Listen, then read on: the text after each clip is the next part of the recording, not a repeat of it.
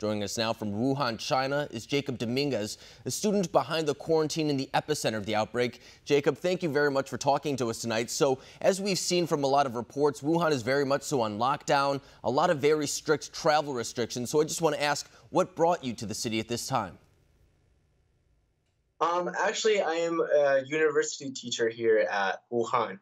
So I got stuck here once the quarantine started, unfortunately. And, so since that's been going on, we've seen, for example, the streets kind of be cleared, a lot of people kind of be restricted to their homes. In fact, we've seen some videos of people just kind of yelling out to each other from their windows throughout the city of Wuhan. It's something that's kind of gone viral in different aspects. So what is the scene like there? Is it very much so what reports say, where people are very much so restricted to their homes?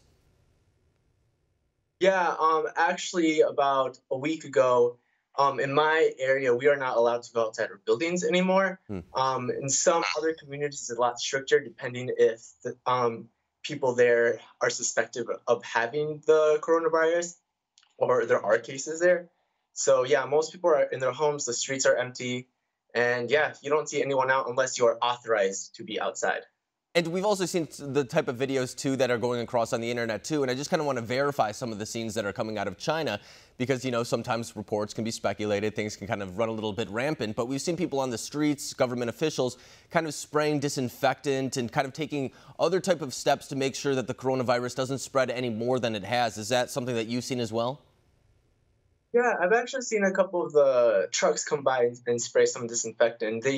There was a report that said they would do it twice a day. I usually just see it done once a day.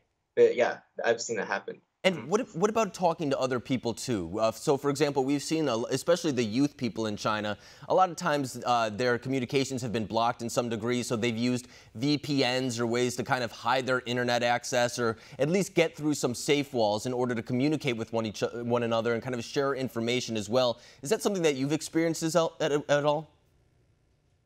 I cannot talk about other people's experience. I can just talk about my own. Me as a foreigner, I need to use a VPN to contact my family, to contact friends outside of China. There was a time where my VPN was down for about 4 days and stuff. So that is a tool that I do use, but I don't know about other people. I don't know about the Chinese people, but for sure, most foreigners here, we do use VPNs. Yeah.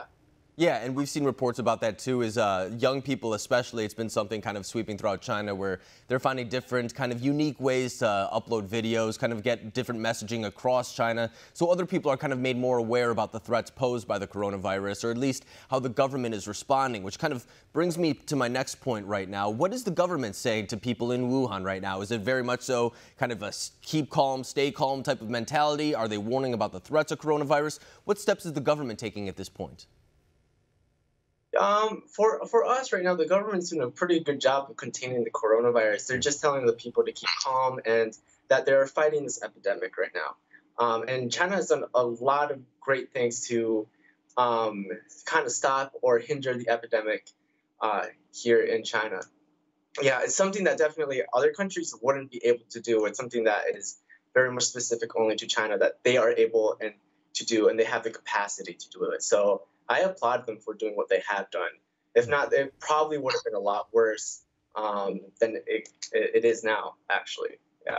And would you say that that belief is shared by a lot of people, not only in Wuhan, but throughout the rest of China? The idea that the government's doing a good job in containing this disease right now and is really doing the best of their efforts to make sure that no more people get sick or even die from the virus? Yeah, actually, the Chinese people are quite resilient, for sure. And yeah, they are stand in solidarity with each other, and they stand in solidarity with Wuhan too. Yeah, you actually mentioned there was a video of people shouting from the windows. What they were shouting in Chinese is "Wuhan 加油," which means Wuhan, keep fighting. Wuhan, we can do it together. That's what they were shouting from the windows.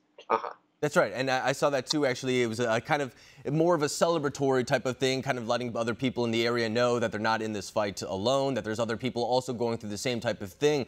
But at this point, too, I know that some parts of Wuhan have been indoors for, I mean, the virus is almost at day 50, I believe, in the city of the official quarantine. So a lot of people are kind of getting a little bit uneasy, or at least kind of facing the realities that, I mean, you can't go outside, groceries are quite literally delivered to you, stuff like that. Is there any type of way to go about normal day everyday life, or is it just kind of finding a way to become accustomed to this temporary period where you have to stay indoors? Yeah, we just have to find ways to get accustomed to this. It gets more difficult every single day that it passes. It has been over a month now. I believe the quarantine started on the 23rd of January. We passed that threshold now in February. And yeah, it is getting more difficult. Like, you can't go about your everyday life. You know, everything's shut down. And you can't even say hi to people either. So like, even human to human contact is very, very limited. But yeah, we just have to find ways to like keep our spirits up and, you know, just find ways to, Yeah, kind of I don't know. just persist and carry on. And before I let you go too, so you're in Wuhan, China. A lot of times reports, it's kind of like a game of telephone a little bit. Sometimes by the time they make them to the United States or across the world, the reports are a little bit deviated from what the original actual claim was. So if you could just say one last thing to our viewers here in America and for the rest of the world for that standpoint, what is something that you want them to know about this whole controversy right now regarding the coronavirus in Wuhan?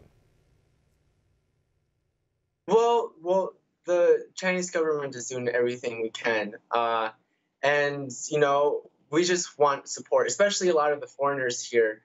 We feel that a lot of Americans that are still here in China, that we kind of feel a little bit left out too. So we hope that that our country will also share its support with us.